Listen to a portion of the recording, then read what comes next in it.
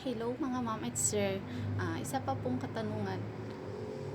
Sabi po niya, need po ba talaga ng COE kapag nag-apply sa SPIMS?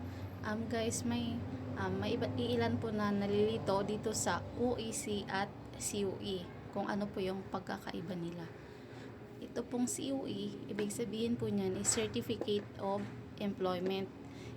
Ito po ay para doon sa mga mayroong experience sa teaching before.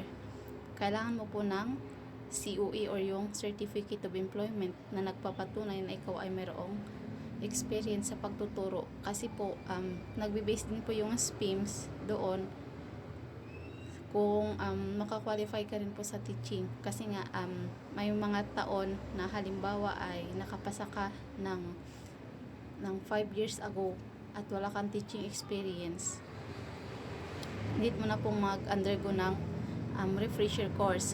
Pero kapag ikaw po ay mayroong teaching experience before, kahit 5 years ka na po simula nung pagpasa mo, pwede ka pa pong mag-apply ng SPIMS. Qualify ka po kasi po mayroon kang experience sa teaching.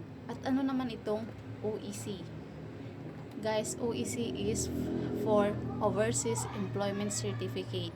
Ito naman po yung Certificate Employment Overseas na ini-issue sa atin ng DMW. Yes, ito po yung certificate galing sa DMW na binibigay nila sa atin bago tayo maglipad or mag-abroad. So, yun po. Kaya wag po kayong malilito kung ano itong COE at OEC. And to answer your question, yes po, pwedeng mag-apply kahit wala kang COE or yung Certificate of Employment.